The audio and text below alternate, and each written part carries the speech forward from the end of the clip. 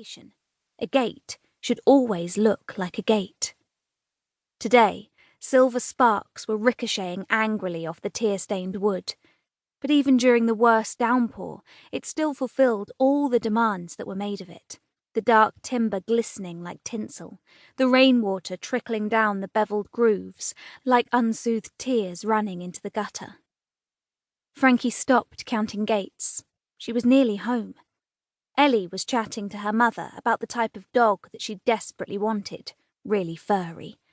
She'd already given this fictitious dog a name, Ringo Starr, after her favourite Beatle, regardless of whether it was male or female. She'd heard them have the same conversation many times. Ellie would promise to feed it twice a day and take it for 3-hour walks, cross my heart and hope to die. Her mother would promise to think about it. That was as far as they ever got, promising and thinking, promising to think, crossing hearts and dying. Her mother was still grappling with the Beatles' obsession. It seems such an unusual fixation for a 9-year-old girl who spends hours in her bedroom making dresses for her dolls out of old pairs of 15 denier tights and who still watches Rainbow, she would explain to Frankie. People often spoke to Frankie as if she was an adult, when she still wanted to be a child. But sadly on this occasion she could offer no insight.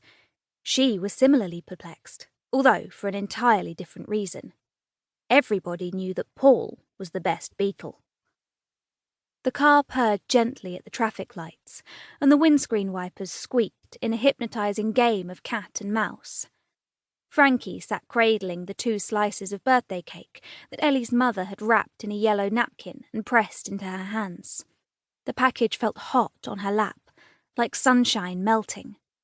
The traffic lights finally turned green on the 31st squeak. Ellie craned her neck towards the back seat, her glasses magnifying her eyes so many times that her eyes seemed bigger than her face. She was nothing but eye, a giant questioning eye, an optical illusion. "Are you still coming to Alton Towers on Saturday?" she asked Frankie. "Liam Lewis says the corkscrew's awesome." Frankie turned away from the melting sunshine and the gates now sailing by uncounted. "I'm not sure. Mum's a bit under the weather." What did that even mean? Weren't they all under the weather?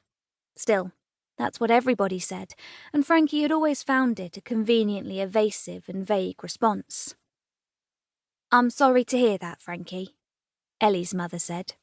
"Is there anything you need?" "No, thank you, Mrs. Barlow." Frankie didn't elaborate. Being under the weather allowed you to forego the small print of an ailment, imagined or otherwise. Besides, her mother would never forgive her for airing their dirty laundry in public, even though it was something that her mother did on a daily basis, showing everyone her underwear while she was still wearing it. They drove through another set of traffic lights. "They're always digging something up," Mrs. Barlow complained, her fingers impatiently tapping the steering wheel, which took 83 squeaks, a new record, to change to green. And then Frankie closed her eyes, visualising the rest of the journey behind closed eyelids. The 4 lefts, the 3 rights, the 2 roundabouts, the 6 potholes and the 2 zebra crossings, plotting it all on a map inside her head, her fingernail following the spiral contours, the world condensed beneath a fleshy fingertip. She flatly refused to visualise the 2 gates on Hillside Drive, though, could barely breathe when she had to go past them. They were hideous. Thank goodness David Miller would never see them. She timed it perfectly. When she next opened her eyes, they were pulling up in front of an equally hideous wooden gate, the paint peeling off like a damp plaster that can no longer protect the wound beneath it. Frankie had begged her mother to buy a new gate, but her mother had told her not to be ridiculous. They didn't have money for gate repairs. A new gate was the least of their worries, she'd said. What did it matter if it didn't close properly? It would be easier to walk through. And then her mother had held a palm up to her forehead, as if her thoughts were spilling out onto the floor and she was trying to catch them before they scattered everywhere. Frankie didn't want to be the cause of her mother's thoughts spilling everywhere. But how else would they keep the bad things out? How else would they stay safe? Her mother just didn't...